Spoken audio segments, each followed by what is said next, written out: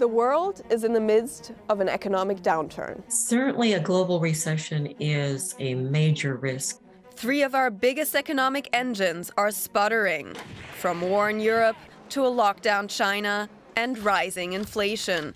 A bitter blend is hitting the world's economic powerhouses.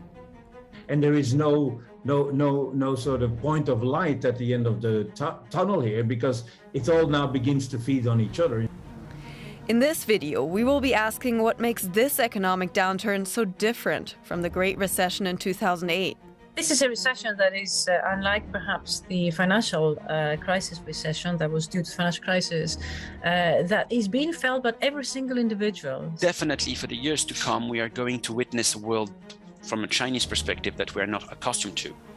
We will discover the paradoxes that make this downturn unique.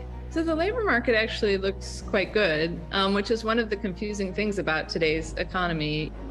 We will assess how easily this crisis can be remedied compared to the last. We don't have tools at the moment that could address the recession that we're facing.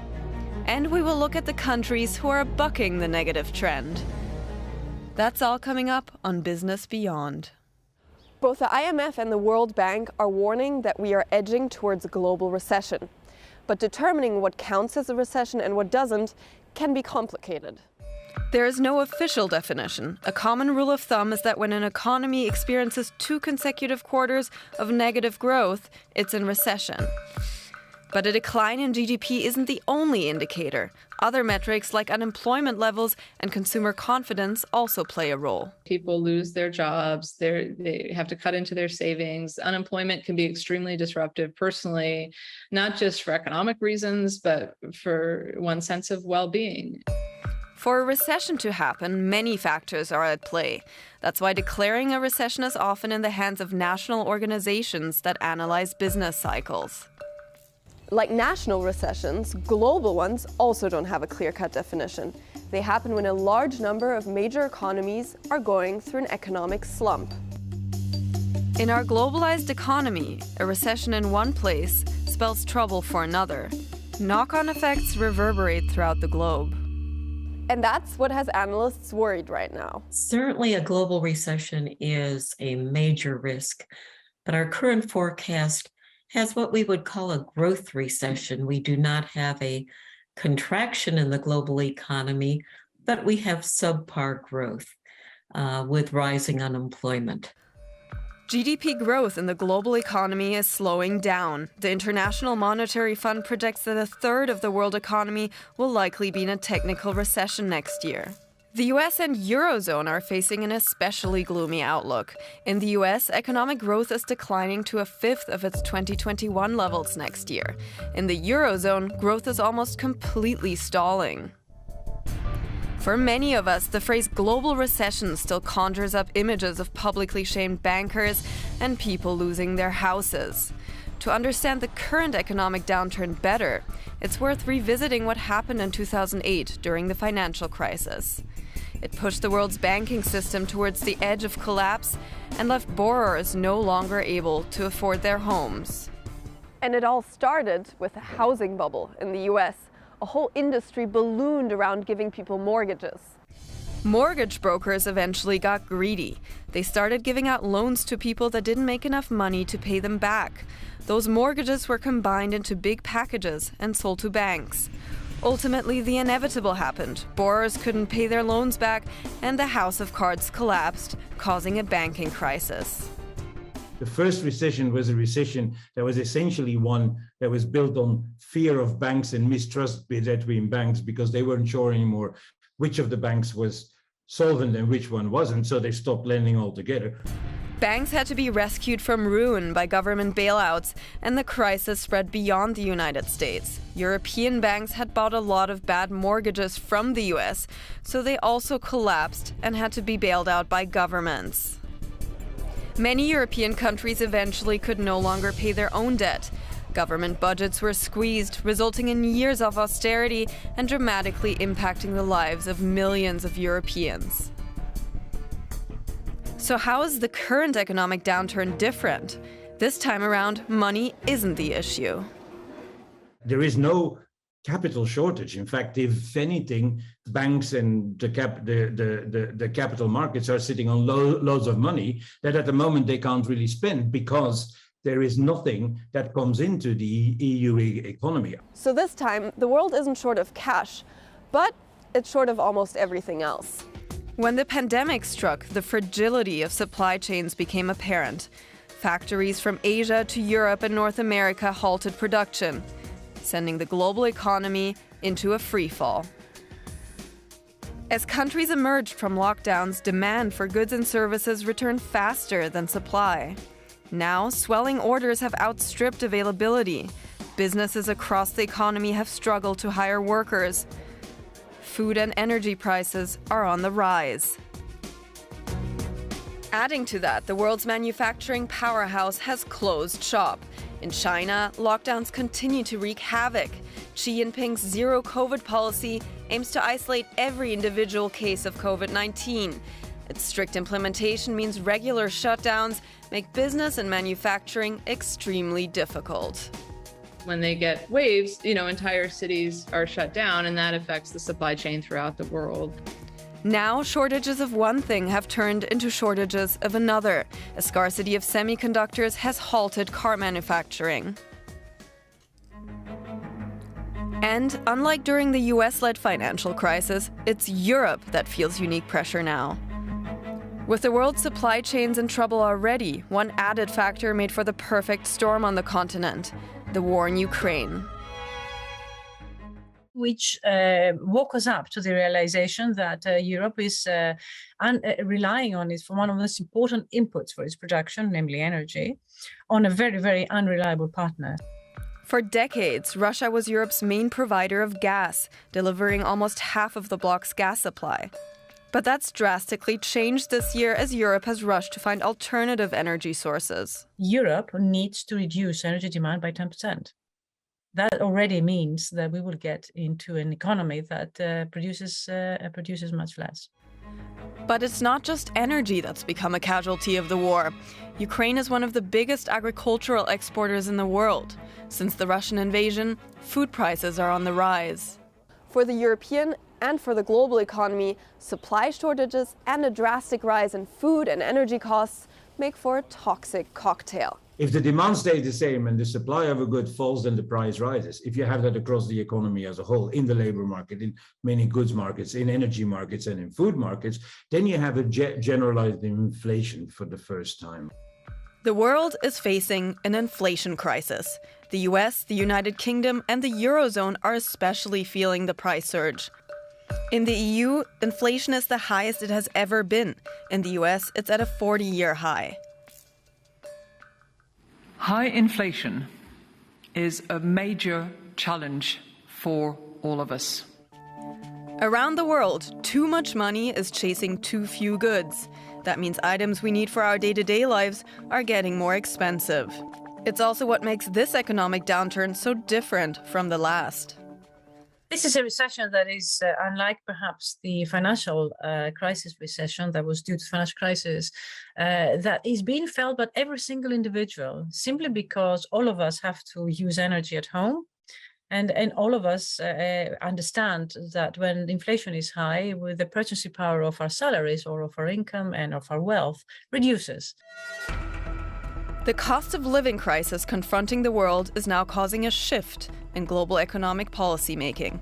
Central bankers say they've had enough of rapid price rises. We took today's decision and expect to raise interest rates further because inflation remains far too high and is likely to stay above our target for an extended period.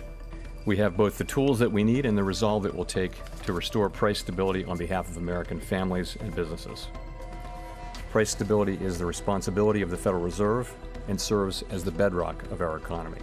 In 2008, central banks in Europe and the US reduced interest rates to encourage banks to start lending and help economies weather the storm. This time, they're flipping the script. For every central bank that is currently cutting interest rates, there are now 25 that are raising them, according to Deutsche Bank, a ratio that hasn't been seen in decades. By making it more expensive to buy a car, get a mortgage, or use a credit card, they hope to reduce people's spending and slow inflation. But the tools that will fix rising prices also stall economic growth. It means that we have two problems. We have both low growth and high prices. And therefore, the policy mix that needs to address this crisis needs to be quite different. And also, the policy mix is a little bit more awkward, if you like, in terms of meeting the two problems. Central banks are facing a difficult balancing act. Raising interest rates could further sink a rudderless economy. Doing nothing means letting inflation run loose. There's several real questions that will determine how the next year plays out. First, how effective are central banks in reducing the inflation without sending the economy into, a worse recession that would be required? It's very difficult to get monetary policy just right because there are substantial lags in the system, right? So what's perfect for today, policy-wise, we often can't tell until 6 months down the road. And something else feels different about this economic downturn, especially in the world's biggest economy, the United States. For many people, the word recession means worrying about losing your job. That's because the two usually go hand in hand. In the US, GDP went down in 2008 and unemployment went up. This July, the country's unemployment rate was the lowest it has been in half a century, and it has stayed exceptionally low since, despite an economic downturn. So the labor market actually looks quite good, which is one of the confusing things about today's economy. You have some indicators that look very positive and consistently so, and you have some indicators that are far more worrisome. But the labor market indicator in the US in particular is very strong. Unemployment is quite low. Labor force participation is good. Job openings are high relative to the number of people seeking jobs. So this is a time of enormous labor market opportunity and strength for a lot of American workers. This is a unique time in the US. Companies can't afford to lose employees because many of them are having problems finding workers in the first place. But the US is facing a paradox. Despite a strong job market, people are worried, especially those looking to start their careers. Current class of 2023 is certainly worried about the current economic situation. So about 50% of our respondents from one of our most recent surveys shared that they absolutely have some concerns and anxiety. Things are looking good and gloomy at the same time, and that is making Americans feel uneasy. Consumer sentiment is a measure that shows how people feel about the economy and whether they will spend or save their money. Right now, people are only feeling slightly more optimistic than during the 2008 recession. And what does that mean for the future of the US economy? The job numbers are looking much rosier than during the last economic downturn, but how people feel is a core driver of economic growth, and a pessimistic outlook can turn into a self-fulfilling prophecy. A very different economy, but one which is also going through a turbulent period, is the world's second largest, China. Decades of surging growth have seen China dramatically catch up with the US economy in terms of size, but policymakers in Beijing are now grappling with a multifaceted economic crisis. The pandemic and a real estate bubble have combined to take a hammer to something which China had come to take for granted: economic growth.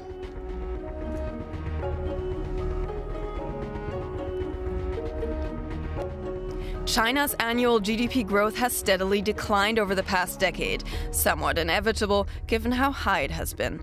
Before the pandemic, the country was still recording growth of around 7%. But following a bounce back in 2021, the IMF now expects the Chinese economy to grow by just 3% in 2022. What we have been witnessing for the past 9 months, roughly, is a continuous slowdown of the growth dynamic in China. During the 2008 financial crisis, China introduced a huge fiscal stimulus package. Many analysts credit this as the reason China weathered and recovered from that storm much quicker than other major economies. If you look at the 2008-2009 recession, the Chinese fiscal response was quite strong. Like, they did a good job keeping the Chinese economy going despite that recession, and that was helpful to the world economy as a whole. If Chinese growth helped the global economy out of the last crisis, it's unlikely to do so this time around.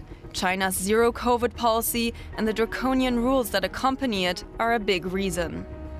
That largely send a message to Chinese consumers and investors that now in China, politics trumps everything. When politics would come as an hindrance for economic growth, the Chinese Communist Party would make the right call and let economy prevail. What zero COVID has notified is that that perception is, if not wrong, at least no longer viable in Xi Jinping's China. Zero COVID has dampened Chinese economic sentiment and sapped domestic consumption.